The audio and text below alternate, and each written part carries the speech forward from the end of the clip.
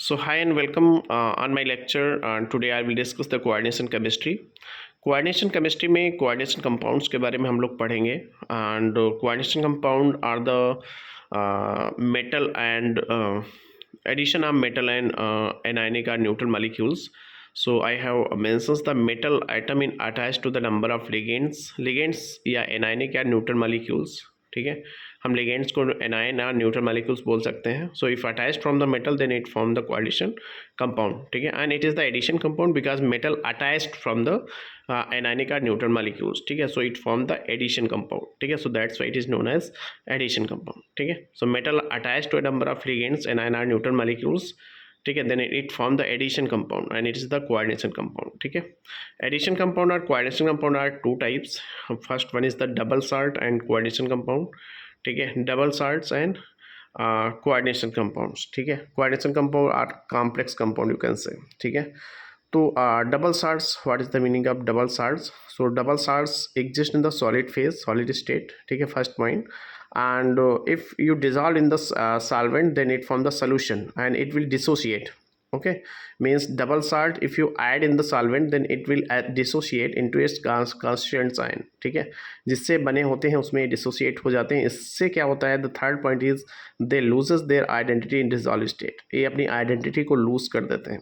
ठीक है, the fourth one is their properties are essentially same as those of constant species, because if you dissolve in the solvent they will dissociate into its ions or constituent species and their properties are same as the constituent species. ठीक है, means if you dissolve the Mohr salt, it is the example of addition compound. It is the example of double salt. So FeSO4 NH4 का whole price SO4 into 24H2O.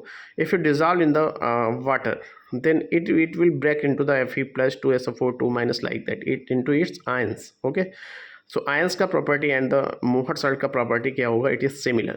Okay, so it is the meaning of that. In this metal atom exhibit the normal valency. ठीक है, just normal valency means suppose iron SO4 NS4 का whole twice SO4 S2O. तो these all metal atoms shows their normal valency. Okay, so next one is coordination compounds. क्या होते हैं? They retain their identity. Identity retain क्यों करते हैं? ठीक है, क्योंकि जब भी आप सोल्यूशन में इसको डिजॉल्व करते हो कोऑर्डिनेशन कंपाउंड्स को, इट विल नॉट डिसोसिएट. ये ब्रेक नहीं होते हैं और ब्रेक होने से इसके आयंस नहीं बनते हैं. ठीक है, और इससे क्या होता है? They do not lose their identity in solution. ये अपनी आइडेंटिटी सोल्यूशन के फॉर्म में बनने पे अपनी आइडेंटिटी लूज नहीं करते, मतलब they retain the identity.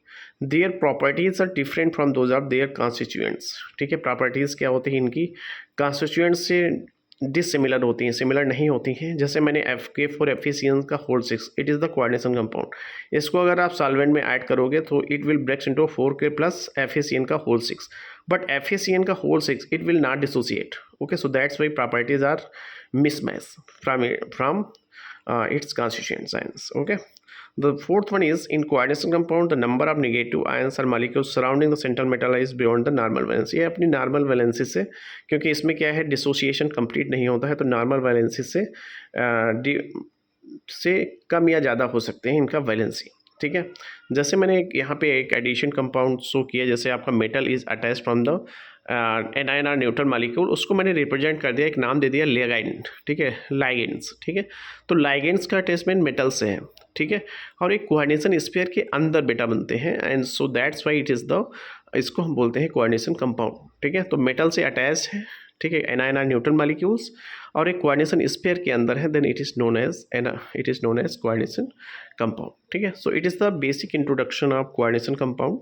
In the second okay, so next I will discuss the next part of this chapter. So thank you for